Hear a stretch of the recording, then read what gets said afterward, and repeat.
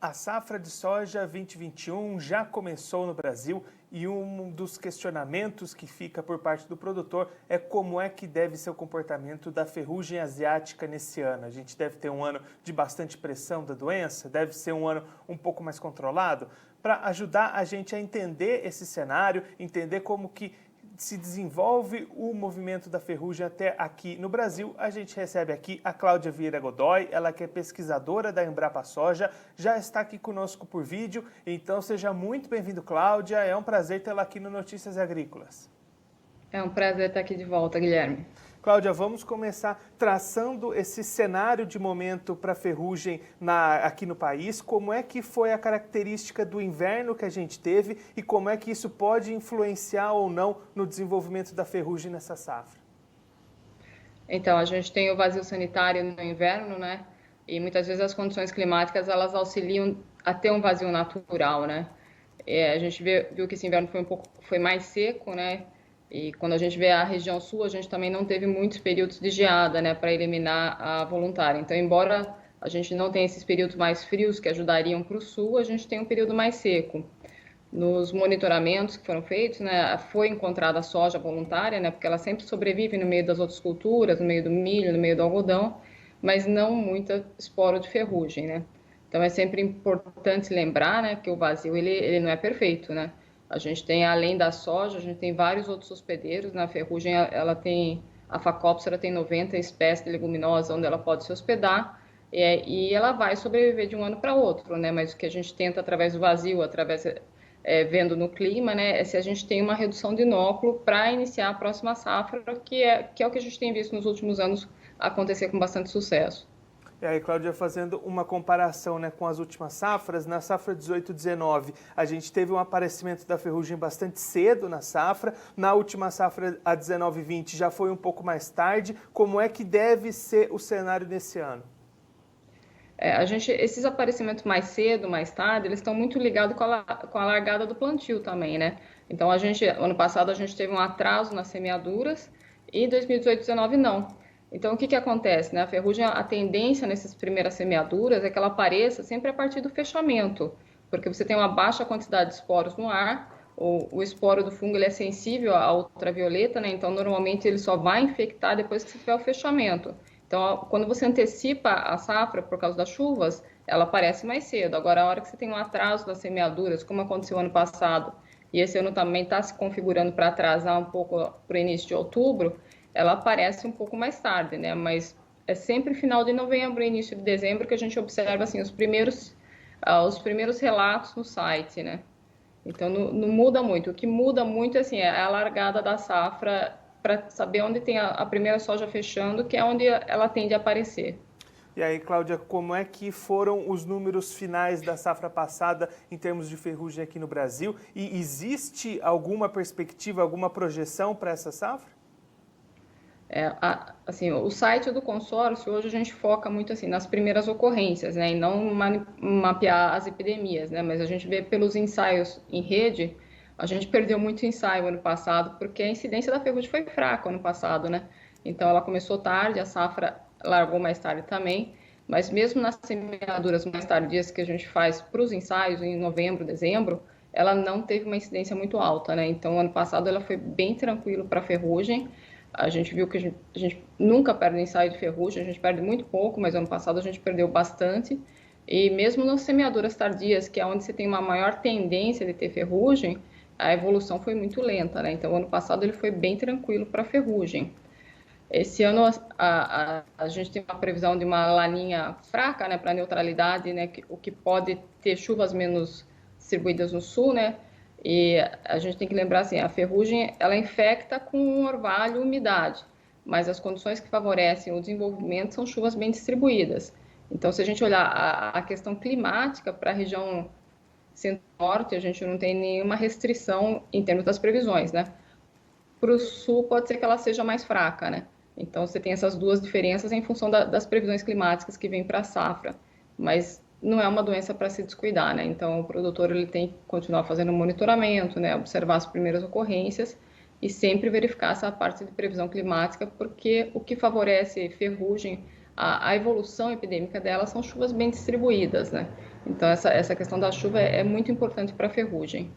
E aí, Cláudia, entrando nesse papel do produtor, como deve ser a ação dele nesse momento? Ele precisa fazer aplicações preventivas, ele precisa ficar monitorando o que nesse momento? O que o produtor precisa fazer para se preparar para casos de ferrugem?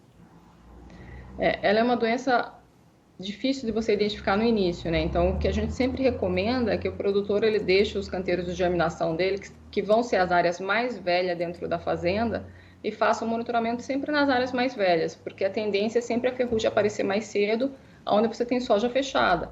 Então, muitas vezes aqueles canteiros de teste de germinação, eles são excelentes para monitoramento, né? Porque ali você tem uma soja mais velha do que a lavoura, né?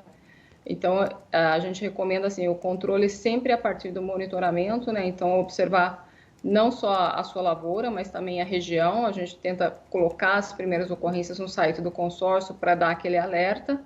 E tem algumas regiões também que estão monitorando esporos. Mas é importante lembrar assim, que esses coletores eles podem pegar esporos mesmo em condições que a lavoura ainda não está favorecendo uma infecção, né? Então, tomar um certo cuidado e continuar monitorando as lavouras, principalmente a partir do fechamento, que é onde você tem uma maior favorabilidade para acontecer a doença, né?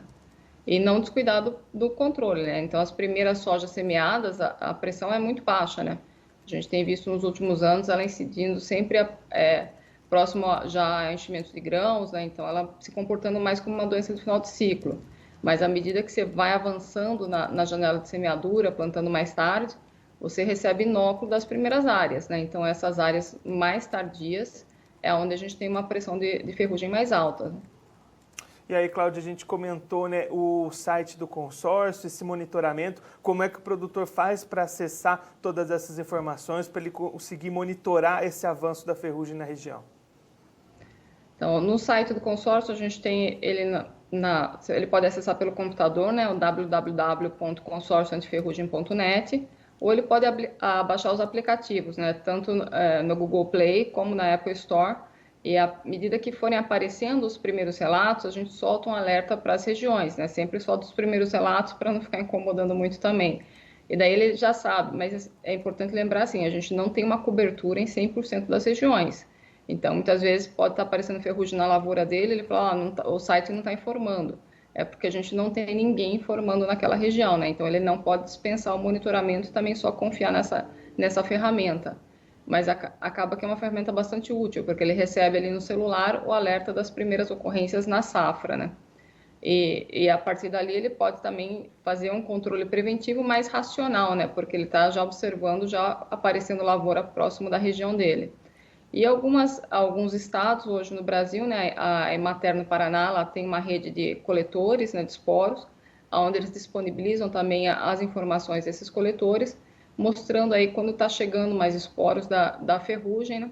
Santa Catarina também já começou com coletor, né? Então a gente tem a Bahia também com coletores de esporo, mas sempre associar isso ao monitoramento da lavoura, porque os esporos eles estão presentes no campo o ano todo, né? Mas quando eles começam a chegar com uma maior frequência nos coletores, indica que você tem um inóculo alto da ferrugem no ar. E aí, Cláudia, só para a gente encerrar, entrando um pouquinho mais na questão do Laninha, a manifestação desse evento, de que maneira isso pode mexer no aparecimento ou não da ferrugem nas diferentes regiões que vão ser afetadas pelo evento do Laninha? No aparecimento, normalmente ela não interfere, né? Então, as primeiras ocorrências a gente não vê uma diferença muito, a gente vê muita diferença assim na época da primeira ocorrência em função da largada da safra. Mas já começou a ter o fechamento das primeiras sojas, começa a aparecer a ferrugem. O que a laninha interfere é que para a região sul você não tem, você pode, se for é que é uma laninha fraca, né? Mas se as chuvas forem menos distribuídas, você não tem uma evolução muito rápida dessa doença, né?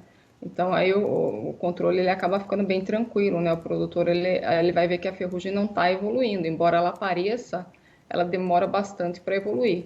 Mas já para a região centro-norte, o laninha ele acaba não tendo muita influência na ferrugem, né? Porque as chuvas são bem distribuídas, né? Isso favorece a doença, então ele tem que tomar os cuidados, porque para a região mais centro-norte do Brasil é um clima que favorece ferrugem, né? Para o sul, que a gente pode dar uma relaxada se realmente se configurar como uma laninha, mas como é uma laninha fraca para neutralidade, né? A gente pode tem que continuar observando as previsões aí, né? Se chover menos, a ferrugem evolui menos, né? Então, sempre relacionar a evolução da doença com a chuva. As primeiras ocorrências, elas normalmente não têm muita interferência. O que interfere mesmo é essa largada da safra que está atrasada. Cláudia, muito obrigado pela sua participação, por ajudar a gente a entender um pouco melhor esse cenário inicial para a safra 2021. Se você quiser deixar mais algum recado ou uma mensagem final para aquele produtor que acompanha a gente, pode ficar à vontade. Eu acho que assim, o fundamental para a ferrugem é você continuar fazendo monitoramento, né? Então, ou monitorar a área, ou acompanhar os casos, né? E também não esquecer de outras doenças, né? Porque o pessoal fala muito de ferrugem, a gente tem visto nos outros anos, como ela está entrando muito tardia, né? A gente tem uma incidência maior de outras doenças do que ferrugem, né? Então, mancha-alvo, se a gente tiver um clima mais seco, pode aparecer o ídio nas regiões mais frias, né? Então, o foco é ferrugem, né? Mas as outras doenças, muitas vezes, elas demandam produtos que são mais específicos para controle, né? Então, ver a lavoura como um todo, porque a ferrugem está bem tranquila nos últimos anos em função de todas as técnicas de manejo que têm sido adotadas, né? Então, o vazio sanitário, essa concentração da janela de semeadura, isso tem ajudado bastante. Os cultivares mais precoces, né? Então, tem fornecido um escape muito bom da ferrugem, né? Então, nas primeiras áreas, a gente vê ela só aparecendo lá no final. Mas não pode descuidar, porque realmente é a doença mais severa da lavoura. Cláudia, mais uma vez, muito obrigado. A gente já deixa aqui o convite para você voltar mais vezes e a gente seguir acompanhando o desenvolvimento, o aparecimento dos casos de ferrugem aqui ao longo dessa safra. Muito obrigado. De nada, é um prazer, Guilherme. Essa é a Cláudia Vieira Godoy, ela que é pesquisadora da Embrapa Soja, conversou com a gente para explicar um pouquinho o atual cenário para o aparecimento ou não da ferrugem asiática nas lavouras de soja, já nesse início de safra 2021. Segundo o que contou para a gente a Cláudia, o inverno seco que a gente registrou nesse ano, aliado ao atraso nos trabalhos de plantio, que devem acontecer aí um pouco mais tarde, são condições que devem pelo menos atrasar o aparecimento da ferrugem, condições bastante similares ao que foram apresentadas na safra passada, ao contrário da 18/19, que teve uma ferrugem, casos bastante graves de ferrugem já logo no começo da safra.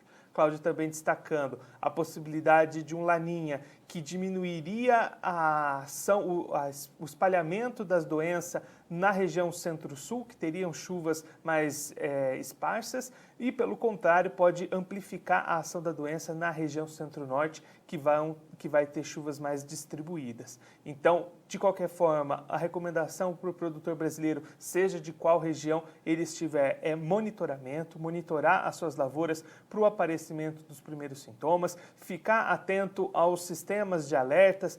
O consórcio antiferrugem tem um site onde ficam pipocando ali os alertas de aparecimento de esporos de ferrugem. Alguns estados, como o Paraná com a Emater, têm sites próprios também com coletores de esporos para ajudar o produtor a identificar o aparecimento da doença na sua região, fazer esse monitoramento e fazer as aplicações quando for necessário para evitar o avanço dessa doença, que pode ser bastante prejudicial para as lavouras, uma vez que ela se instale e se espalhe pelas plantas de soja.